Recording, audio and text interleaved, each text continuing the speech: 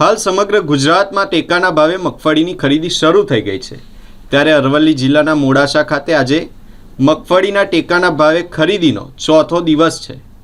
ખેડૂતો વહેલી સવારથી જ મગફળીના વેચાણ માટે ઉત્સાહપૂર્વક ઉમટી પડ્યા હતા ને અરવલ્લી જિલ્લામાં 17,000 જેટલા ખેડૂતોએ મગફળી માટે રજીસ્ટ્રેશન કરાવ્યું છે। અરવલ્લી જિલ્લામાં કુલ 6 કેન્દ્રો પર ટેકાના ભાવે મગફળી ખરીદીની કામગીરી માટે પૂરતું આયોજન કરવામાં આવ્યું છે। ખેડૂતોને મગફળી વેચવા માટે મેસેજ આવ્યા બાદ સવારથી જ કેન્દ્ર ખાતે પહોંચ્યા હતા। તંત્ર દ્વારા 3 વજન કાંટા ગોઠવીને મજૂરો દ્વારા મગફળી તોલવાની કામગીરી હાથ ધરવામાં આવી રહી છે। ખેડૂતોને કોઈ તકલીફ ન પડે તેનું ખાસ ધ્યાન રાખવામાં આવ્યું છે।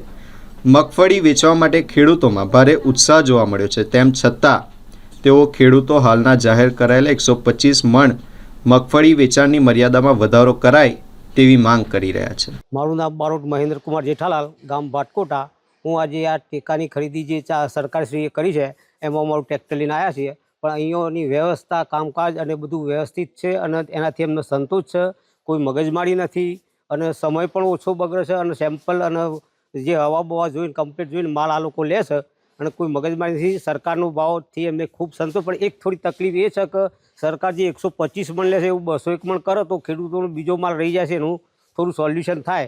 એટલે અમારું સરકારશ્રીને વિનંતી છે કે થોડુંક માલ ભવિષ્યમાં વધારે ખરીદે તો ખેડૂતોને એનો લાભ મળી રહે। બાકી ખેડૂતો ખરેખર ખૂબ સંતોષ અને ખુશ છે। હાલમાં ટેકાનો ભાવ 1452 રૂપિયા મળે છે અને એ જે આ ખરીદી ચાલુ કર્યા પછી માર્કેટમાં પણ વેપારીઓ થોડો અપમાં આવ્યા છે, નહીં તો પહેલાં હાવ 600-700થી ચાલુ કરતા એવા 900-1000થી ચાલુ કરે છે। એટલે સરકારનો ખૂબ ખૂબ આભાર। હું પટેલ હસમુખભાઈ વીરજીભાઈ, અમલાઈકંપા, તાલુકો મોડાસા, જિલ્લો અરવલ્લી, સરકારશ્રીના ખરી કેન્દ્ર ટેકા ઉપર હું આજે મારું અહીંયા ટ્રેક્ટર લઈને આવ્યો છું।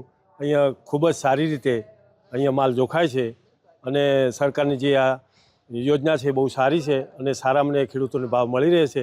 બજારમાં જ્યારે વેચવા જઈએ છીએ ત્યારે અત્યારે ભાવ 1000થી 1200ની આસપાસ અમને મળે છે, પણ સરકાર તરફથી અમને આ વિશેષ લાભ મળે છે। ખૂબ જ સારું છે। અહીંયા સારી રીતે બધી કામગીરી થાય છે, વજન પણ સારી રીતે આ લોકો કરી આપે છે અને લાઈન પ્રમાણે બધાને ટ્રેક્ટર લે છે। ખૂબ જ સારું છે સરકાર તરફથી ને આવું સરકાર સતત ચાલુ રાખે એવું આ અમે ખેડૂતો ઈચ્છીએ છીએ।